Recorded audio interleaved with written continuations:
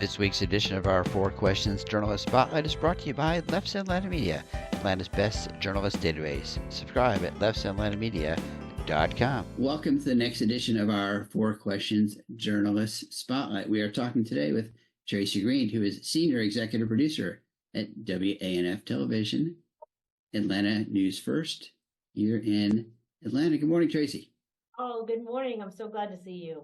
Yeah, thanks for taking some time. I think you and I go back a long, long way, probably 4 or 5, 30 years, something like that, right? Right. Yeah, to 11 Alive in the late 80s and 90s. Noonday, right? Noonday. That's right. Wow, that was a great show. Yeah. So tell us first, what is your role at WANF? My role, besides to look fabulous, is to how we execute our shows, what you see on the air. So how we get from collecting the news to how we put it on the air, how it sounds, how we write, how we produce it, how we showcase it, and to be part of the senior management team within the newsroom itself. It's pretty fun. Okay, and you've been there 2 years? 2.5. 2.5 years? Okay. All right. All right, so there's I'm trying to think. I have my fun Tracy Green story that I'll tell now just for fun.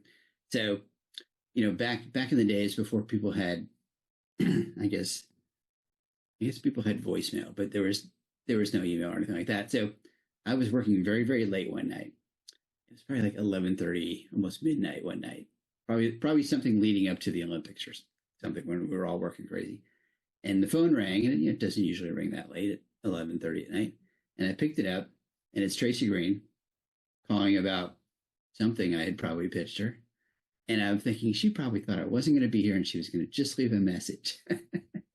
And we had a great conversation. I can't remember what the story was or what we were pitching, but I just remember I was sitting up in my little cubicle, and nobody else was in the office at 11:30 at night on some dark night. And I'm still working too. I mean, why am I calling at 11:30? And you're still working too. That's right. I'm offering you retroactive apologies. Yeah. No, that was good. That's it. We worked hard. We worked hard back then, right? Crazy hours, and we did what we had to do to get it done. I mean, I had a young staffer I was working with once, and she was trying to get a story on a local morning show, and she was having no luck getting the producers on the phone because they left at 9 o'clock in the morning, and she didn't get in the office till 9 o'clock in the morning. And I said, you need to call her at 1 a.m. when she gets in and pitch her the story then. And she says, well, but I'm asleep at 1 a.m. I said, well, set your alarm, wake up, roll over, make the phone call, go back to sleep. So she comes in the next morning, says, we're booked. And I called her at 1 o'clock. She was surprised to hear me. And she was, she said, I don't get many phone calls at 1 o'clock in the morning. And she pitched the Benson Hedges Blues Festival, I think is what it was. And that's a good pitch, and that's a good advice. Yeah. I wouldn't do that every day, but you try to get to people when the phones aren't ringing, right? Yeah. Or get your email at the top of their email. Yeah. So tell me what's happening at WANF, Atlanta News First. What's new? What's the latest thing going on there? What's new at Atlanta News First is just the energy feels like you and I were talking about working back in the 90s. A lot of newsrooms, I think these days around the country, people are kind of burned out, but we are the weirdos over here. Like, we are fully energized, and we're just full of optimism, and we run faster and we jump higher. And that is exactly the kind of place I like to be at. So, we're just focused heavily on digital, heavily on urgency, heavily on breaking news. It's so fun. Yeah, we work a lot with Tim Darnell. He's amazing. And Abby Kasouris, who's awesome. We love working with Abby. I probably shouldn't name names because I like most of I like all your new folks. They're all good. They are young, crazy, and energetic, and that is great to see. You have a great reputation. People they know that you'll come through. So, what is there? Is there a way that you would differentiate how your station covers the news versus how another station covers the news? Is there a philosophy? Is there a focus that maybe sets you apart or a little bit different? I think what sets us apart is it starts with the name, Atlanta News First, and that means that the agenda is the viewer. The agenda is our hometown. It is not the national news. It is not kittens swimming in a bathtub. It is what is going on in your town that matters to you, because people, especially women, are time deprived. They don't have time for la news. They want to know what's going on. Why does it matter? Personal safety, making ends meet, weather. Those are things that matter. So we are really focused on not wasting anybody's time, because we're talking to women in Atlanta and they just don't have the time to spare. We feel like we have to do everything a little better than any other station because we're not new, but we are new. We've only been Atlanta News First for 2 years. Yeah. And we changed colors, we changed everything. So we're sort of the ones that are always having to do everything just a little bit better. Well, I mean, there was a time when the station had a not as big a news staff, and then you kind of really staffed up a couple of years ago. Mm-hmm. And I mean, I think I counted like 30 or 40 new people coming in within seemed like a couple of months. Oh, it was 80 in the course of a year. 80? It was a huge expansion. Yeah. I was thinking, even just the on-air people. I was thinking, the on-air, yeah. But a lot of people are still here. A lot of people not a lot of on-air people have left. That's good, and that's, to me, that's always kind of the sign of a solid news operation, is when you don't see that, every year, every 2 years when the contracts run out, you don't see a lot of heavy shifting. It does seem like every station has a time when all of a sudden you're like, okay, 2 or 3 people are leaving or something, but a lot of the people I've seen lately are people who, they're not leaving. Well, some of them are leaving to go to other stations, but it's either a step up, they're going to network, going national, or they're going somewhere closer to where their families are, and then some of them are getting out of TV because they want to do something different, or they've done it for a long time, or starting families and they need a little more balance, that kind of thing. TV has never been a 9-to-5 job, right? It has never, but I will say Atlanta more than ever is a destination for so many people. So, Blair, who joined us a year ago, and Rick Folbaum was doing 6 and 11. He's on our morning show, which is hugely successful, and he's been. So that's not a departure. That's just a new assignment, and that's great. People want to be in Atlanta more than they did 30 years ago, I think. Yeah, that's great. I've noticed not just you guys, but a couple have come from other Georgia markets, which is good. So, a reporter I work with in Savannah that pops up in Atlanta, which is always nice because I already know him, so kind of tied in. So that's always fun. So let's see. So you guys have let's run through the show. So morning show starts at what time? 4:30 a.m. goes till 9:30 a.m. Then we have ATL Live, which is a talk show which is actually done out of a different department. We're on at noon. We're on at 3, 4, 5, 6, 7. We do a show from Macon. We're on at 10. We're on at 11. We are on all the time. What's the show from Macon? We do their news. We do a news show. Gray bought WPGA down there. And so they could have a station in every market in Georgia, which we love. So we have reporters down there, but we do the show from here. I gotcha. And then let's see. Yeah. So do you guys still have a 9 o'clock? We don't. When we became a CW affiliate on WPCH, our sister station, we couldn't do a 9 o'clock because they're on the. Okay. All right. Which? Yeah. And then I think you have enough hours. I think you got it covered. People want their news earlier. Yeah. Yeah. Well, I kind of like the 9 o'clock, because it was a way to kind of get that late news without staying up till 11 o'clock. Yeah. The 7 o'clock is good for that too, though. You're just getting home. Right. And then ATL Live is, I think that's out of kind of like the sales department, right? Is that, do that, yeah. And that's a little bit of from what I understand, from what I've talked to some folks, it's a little bit of paid programming and a little bit of not. So the folks It's both. Yeah. It's both. It's a little bit of both. So you will see charity events on there and all kinds of stuff like that, and local treasures. You will see segments that have come through sales and marketing that are highly produced as well. So I got to give it to them. They came out of the gate strong. Yeah, and I think one of the reporters came from somewhere else in Georgia. I'm gonna say Savannah, maybe. Can't remember. Oh, I'm gonna. I have to look that up. Okay, that's the test for our viewers, is to go back and find out which of them came from a Georgia station, and I'll give you extra. I'll give you a donut if you can email me with that answer.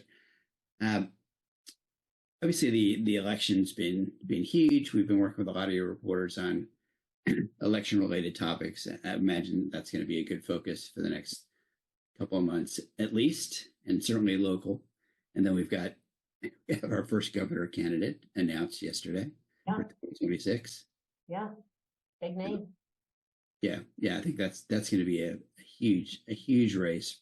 Like we're going to have Senate and governor in 26. So it's very interesting. Yeah. Also, a lot of comers, I think. Yes. But yes. Yeah, the national election is big. It's important. But we always focus on what's important, as you said, here in Georgia, here in Atlanta area. Yeah. Well, and I like what what Abby Casares is able to do, kind of telling statewide stories. Mm-hmm. She travels a little bit more than a typical Atlanta-based reporter, and she's obviously covers the legislative session. So for our clients and for other folks who have clients that are statewide or cover statewide issues or topics, I think she's always a good resource. Oh, Abby Casares, absolutely, because she's on every Georgia station that we have every night. Right. I mean, it works out pretty great. She's a lovely to work with. Yeah, and we tell our clients, like, do one story with Abby, you'll be at every Georgia station, every Georgia market, plus see it in Tallahassee and the Carolinas sometimes, and wherever Gray's got 200 stations around the country, right? So yeah, it's great. A lot of our reporters, your stories will end up around the country as well, but Abby, absolutely every day. Yeah. So are there some other topics that you guys are looking at that kind of are key topics that you want to focus on, that are important to you, that are kind of long-term issues? I think we're really looking at the importance of 7 o'clock because of how people in Atlanta get home later, and they're not home often to watch the news. It used to be, I don't know when your dad got off, and my dad got on the train at 5:05 and came home and picked up the train station, and we had dinner at 6. And those days are right. And also the importance at 10 o'clock because people want to watch their news earlier. So our main focus is, because of the position we're in, is just every day we celebrate our small victories. Are we first? Did we do it best? Were we the first on? Did we tell the story with the most appropriate perspective? Do we have the right people telling the story? And we think that we do. But I think 7 and 10 are really interesting places right now. Okay. So 7 and 10 p.m. in terms of those newscasts, you mean? And mornings are always important. So important mornings. People are watching in the morning. Yeah, it's funny. I used to watch more morning, and now I don't have kids that have to get up for school. I'm not up at 6 o'clock in the morning as much, and I kind of flip. I'm probably not a typical TV viewer because I tend to flip back and forth, and that's a very male thing, not exclusively, but women watch in the morning more. They're especially women getting kids up, getting elderly like me. I live with my elderly mom. We're up with our moms, or we're up with people up with their kids. Yeah. Yeah, and I think that's a good point to make. It's kind of as PR folks are thinking about a story, thinking about, we always think about who the demographic is, right? Is this a story for women? Is it a story for men? Is it a story for kids? Think about where the viewership is, and think about, women are more likely to watch, as you said, in the morning, and that night the ATL live, probably more likely to watch at that point. So it's good to kind of keep that perspective in mind, I think. Absolutely, for people with clients. And I mean, women drive local news. That's who everybody wants to watch, and that's who is most loyal. Male viewers tend to be less loyal. Everybody knows that. We love having men watch as well, but it's really all about women. Yeah. Yeah, it's the women who keep us in line and tell us what to do, right? And make sure we don't screw everything up. That's the theory, at least. All right, so let's get to the hard question. This is the really hard question now, Tracy. So, what is something cool or fun about Tracy that folks might not know? Wow. I don't know if it's cool or fun, but I am an obsessed Howard Stern super fan. And when I'm not at work, I'm not listening to NPR like I'm supposed to be doing. I'm listening to Howard Stern. Um, there's that. I think the weirdest fact I used to be a head security guard at a manufacturing plant. And that has served me not at all in my job as a television executive. Yeah, you never Yeah, know, right? you Right? never know Yeah. what really have to crack it. Right. So the next couple, this is kind of a little bit of the what I call the lightning round. So, what is? Tell me like what is? Let's see. Let's go with the last book you've read or the last podcast you've listened to. You can do. Oh, I just reread Their Eyes Were Watching God by Zora Neale Hurston, which is one of my favorite books. Just reread that. Great Right. book. What is there a podcast that you love listening to? No, I am one of the masses who loves to listen to SmartLess. I just love SmartLess. Okay, that's a good one. All right, favorite local restaurant. I have the weirdest new favorite local restaurant, which is I take my mom, who has some Alzheimer's, to Boone's, which is a restaurant on the Bobby Jones golf course. And it feels like you're at a fabulous country club. It's delicious. It's so cozy where you can sit outside. And she just loves to go there. So we are seeing, we talk about golf, even though neither of us have ever played, but it's delicious. I gotta say, I don't know. We just go there. I have no connection to it other than they have my money. All right, favorite guilty pleasure. My favorite guilty pleasure, I'm ashamed to say, is eating candy and napping. And by that I mean I'm in my bed with a coverlet over me with candy, and then I take a nap. Don't tell me. That's all right. Naps are good. I mean, I can So get a little 20-minute cat nap and you're rejuvenated for the rest of the 2 hours. day. Yeah. Yeah. All right. Is there a favorite local getaway, place you like to go? Yeah. I'd love to get away to Serenbe, down south. Yeah. That place is so special. Um, we're going there over the holidays. If anyone hasn't been down there, even just for a day trip, just to be out on like the farmland, but yet it's so beautifully, the inn is lovely, the food is delicious, the restaurants in town. It is an escape from the big city, just south of the airport. So that's my secret hangout. Yeah, that is I that gotta is say. that is a great place. Yeah. All right, favorite non-work hobby. Oh, my favorite, I don't know if it's a non-work hobby, but probably writing. I am a writer. I've had a couple of books published. I have a couple more in the works and an agent. And I guess that's a little bit like work, but it is definitely 100% separate from work. Yeah, because you've been writing books for a long time, haven't you? Yeah. I've always been a writer. Got some stuff published nationally when I was in high school, so I mistakenly thought it was easy, and I just have stuck with it. But I was at a Atlanta Press Club event last year, and there were a couple of journalists there who'd written books, and they were all talking about how they thought, this writing thing was going to be easy and they're going to make lots of money doing it, and the publisher was going to help them with the writing and the promotion and all that, and I remember, I think it was Greg Bluestein at the AJC. He's like, I asked the publisher, I said, yeah, you can help me with marketing and setting stuff up. And they're like, no, that's on you. That's you get to do that. Unless you're somebody huge, right? It's going to sell millions of copies of books. Yeah. I will say one weird hobby. I read the Atlanta Journal-Constitution in person. I read it at work. I'm on my phone reading it or on my desktop. But at home, I get the Atlanta Journal-Constitution because I live with an 89-year-old. She wants it, and I love it. I love to just sit there at 6 in the morning and read the paper. Yeah, I tend to. I've gotten to the point where I read the electronic version, like the PDF version. Yeah. I don't go to the digital website. I just read. Yeah. I like the PDF version. I just I I like seeing, I can see the headlines and I can kind of scan through it and then decide what I want. I read the Sunday paper on my iPad, just like Yeah. I'm reading the regular paper. I just, kind of, it's just not paper. I think we'll You know, all have to do that soon enough when they stop publishing it, I guess. I don't know. I hope they don't. they've been saying that for 20 years, right? We'll see. We'll see. I mean, I guess eventually, but Yeah. I don't know. Everybody always says that. It's like, oh, TV's dead. Nobody's watching TV anymore. I'm like, People yeah, there's watching still local a lot of people watching. local TV I doing mean, well. even nationally. I mean, the networks get what 10 million people a night or something like that on some of their nightly news. I mean, it's Oh, I worked cable, national, news, local, everything.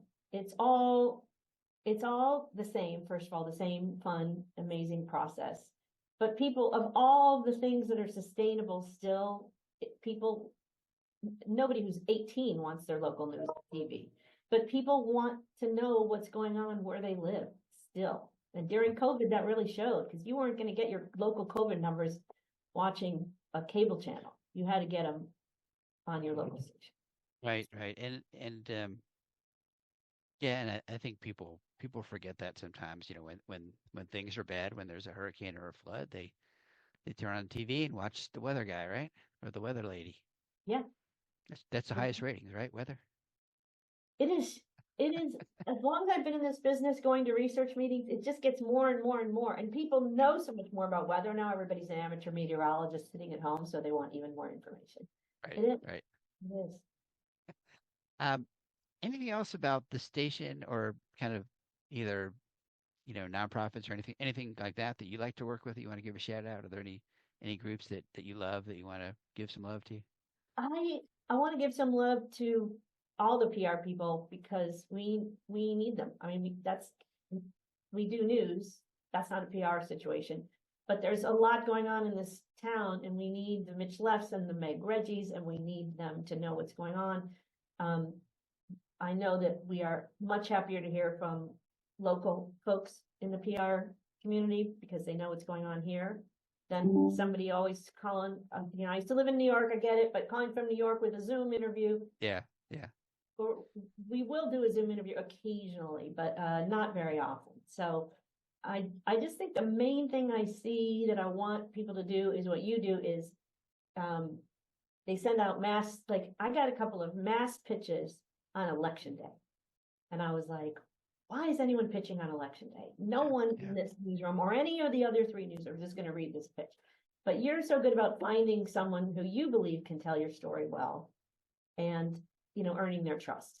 And that's what. Well, and I appreciate that, and that's kind of one of the things that I try to tell folks is, you can't pitch in a vacuum. You got to understand what's going on, and just because it's Tuesday and your client has a great pitch on Tuesday, doesn't mean you don't look and say, hey, what else is going on in the world? I mean, I I got into the habit years ago of always turning on the TV or turning on the radio before I pick up the phone or send an email, just in case something horrible has happened or something. Because I remember calling a newsroom one morning and the desk person said, "I can't talk now. We're busy with the Oklahoma City bombing," and it had just happened like an hour before maybe. And but I was in the office and I didn't have a TV on and I hadn't, I was like, oh crap, let me go. And I turned it on and obviously saw what was happening. And I started telling everybody else in the office, okay, you might want to think about this before you do it. But just kind of be cognizant. I mean, and think about, who you're pitching and when. I mean, I had a woman, I was walking by her desk one day and it was right at noon and she was on the phone asking for the noon producer for the show. And I went over and I hung up the phone on her. She's like, "What'd you do that for?" I said, "Who are you calling?" I said, "So calling so and so. What's her job?" She's the noon show producer. I said, "What time is it?" She's like, "Well, it's 12:03." It's like, "What do you think she's doing right now?" Oh, yeah. I said, "Call her later." Yeah. It's just that it's that kind of stuff. Like timer does a little Jurassic Park thing when it hits 25 minutes. It's so funny. I've already been talking 25. I know, I know. The time flies. Tracy, thank you so much for taking some time today. We really appreciate it. Uh, we've been talking with Tracy Green, who's the senior executive producer for WANF TV, Atlanta News First, a gray television station here in Metro Atlanta. You can watch them from 4:30 in the morning until 11:30 at night, pretty much. Okay. Yeah. Yeah, Mitch, thank you you so may much. hit a couple of spots in between where you don't see them, but then Well, just we're go to the streaming. If we're not on the air, we're I was, streaming. I was say go to the website We're always and on the air. yeah, and there's like a local news now is that what's the The local? local news now is Gray's whole thing. And I would Yeah. also suggest to folks in PR, pitch things for streaming for the website as well, because that's a lot of eyeballs there too. All right, so do we go to Tim Darnell for that, or do that some other folks? You can start with Tim Darnell. You can go to anyone whose name you see on the on an article. Okay. Yeah. Very good. All right. Thank you, Tracy. All right. Thank you. Good to see you. Thanks everyone for joining us. As always, you can find our archive of journalist spotlights on YouTube in the video version, and then the audio version on Apple Podcasts or Spotify or wherever you get audio podcasts. And as always, also, if you want to take a look at our Atlanta Media Directory, leffsatlantamedia.com, go check it out.